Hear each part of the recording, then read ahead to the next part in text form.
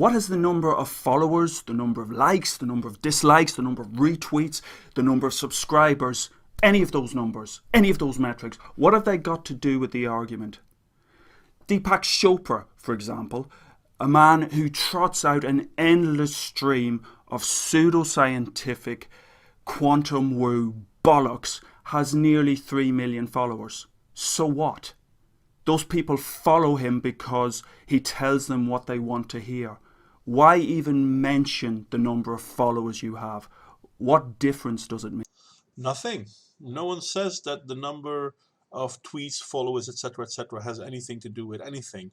Funny enough, social justice warriors and feminists tend to think it does. So I'm glad that you agree with most people on my side that the numbers of followers don't mean jack.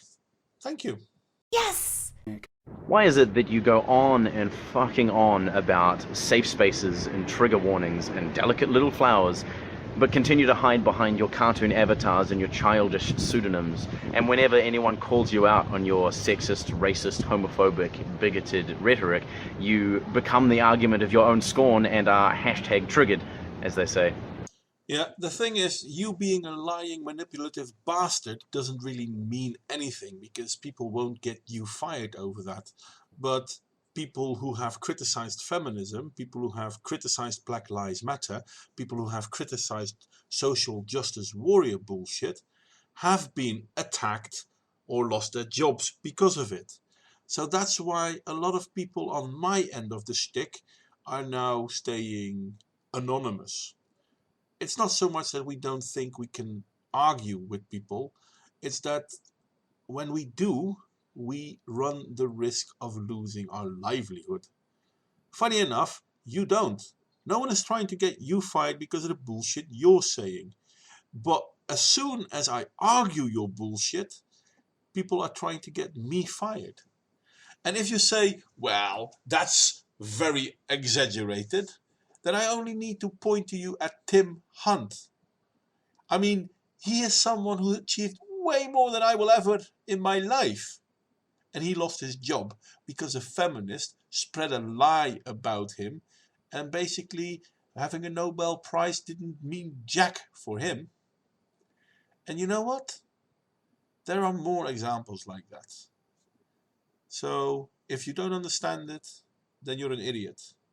Or you do understand it and you're trying to goad me. And you know what? I ain't falling for that. Are you willing to publicly acknowledge and admonish the massive amount of hatred, bullying, harassment, and intimidation that a lot of your fans infringe upon people? And I don't mean these tiny disclaimers that you put under the description fold or flash for 2 seconds at the beginning of the video that you know nobody reads. I mean a public and ongoing anti-bullying stance. Or do you kind of like watching your fans go around harassing people and calling them slurs and telling them to kill themselves? You kind of like it, don't you? I mean, if that's your thing, and I guess that's just what you're into, just makes you a dick. So basically you're now telling that we, as content creators, are held to blame for what our viewers do. Does this also go for you then? Because in all fairness, if so, then I'm really curious what you're going to do about the fact that people are trying to get other people fired because they hold the wrong opinion. Is that something you're willing to go into? Why do you find it so hard to believe that feminists are being harassed online? Not too long ago, Sargon of Akkad had a hashtag or a tweet saying that he wouldn't rape someone. And the fact that he tweeted that he wouldn't rape someone was already considered harassment.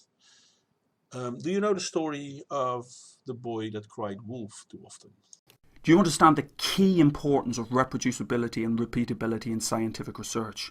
That simply going to Google Scholar, doing a 30-second search for keywords and pulling out the first paper you find that backs up your stance is not a particularly credible way to do research. That you have to have a much broader overview, to read the material, to follow the citations through, to look at the broad brush approach to a particular problem.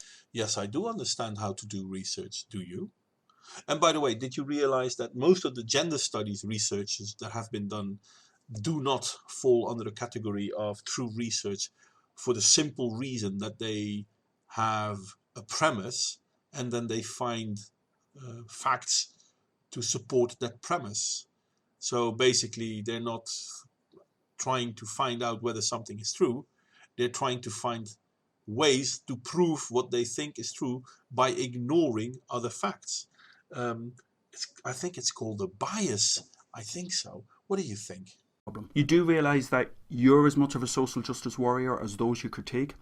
It's just that you espouse a different form of social justice, a rather less considerate, rather less forgiving, rather less kind form of social justice. Well, feel free to call me a social justice warrior. I mean, I don't think I will take it as an insult because I simply won't take it at all.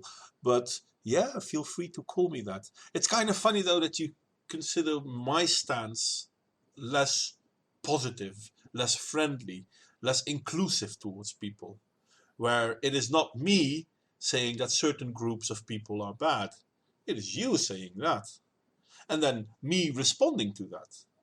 I don't believe all men are rapists. Nor do I believe that women don't have the right to equal pay. Then again, I believe that women already have roughly equal pay. But you don't. And I don't believe that black or white people are inherently more valued than the other. I think people are all equal. But it is people like you saying, well, yeah, but you have white privilege. I don't believe in white privilege. Or I believe in privilege, but privilege is money. Those who have it have privilege. Those who do not, don't. Or influence. Influence can be privilege too. How much influence do you have? How much influence do I have? Do we have more influence than, let's say, Oprah Winfrey or Morgan Freeman? Well, that's unfair. Those are very rich, very famous black people. Yes, that's my point. Don't you understand the doublethink you're producing? You're promoting. It seems you don't.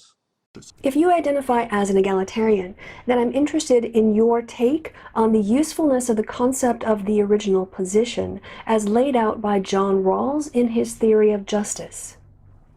The main problem I have with it is that it's filled with assumptions. And unfortunately, assumptions make for bad reality. This is the same thing that why doesn't communism work? Because we assume it will. Because we assume it's a good thing. But those assumptions are not met. The same is about this original position story. And funny enough, feminism kind of tries to push this message of original position by trying to pretend that women are the ones not in the positive side of this. Unfortunately, though, that's not the case. I mean, after all, they have a far better position than men have. But then they say, but we didn't used to have it. But that's not the point. The point is not then, the point is now, isn't it? As a supporter, as a proponent of freedom of speech, why do you want to quash academic freedom? If you're not familiar with the concept of academic freedom, it's worth, in the UK at least, looking up the 1988 Education Reform Act and seeing what that says about the rights of academics to put across unpopular opinions. You know, I don't understand the hypocrisy you're trying to portray here, because it's not people on our side of the spectrum that are trying to stop people from talking and taking away their free speech by considering it hate speech, or we don't like it, or we don't listen to what they want to say, or we are no platforming them. That's your side of the spectrum that does that, mate. So I don't know where you brought that one from, but that's not us. Well, I hate to break it to you, but I prefer you guys keep talking so I have something to argue against. Not so much that I want to argue, but I can prove you wrong on just about anything without too much of research. I know I've said this before in many of my videos, so I'll say it again. Give me one example of something that feminism has achieved that in itself has not been segregatory. Go ahead. I know you think you can do it.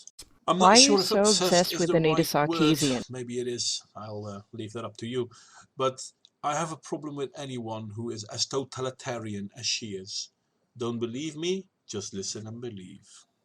Do you really think you can spend your entire life in a perpetual state of emotional immaturity?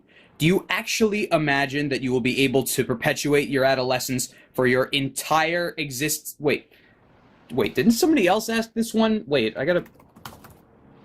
Ah, fuck. Yeah, I wanted to interrupt you earlier and ask you if you ever heard of the concept of projection. But then you recognized how you were projecting because you're copying a question someone else on our side asked people on your side.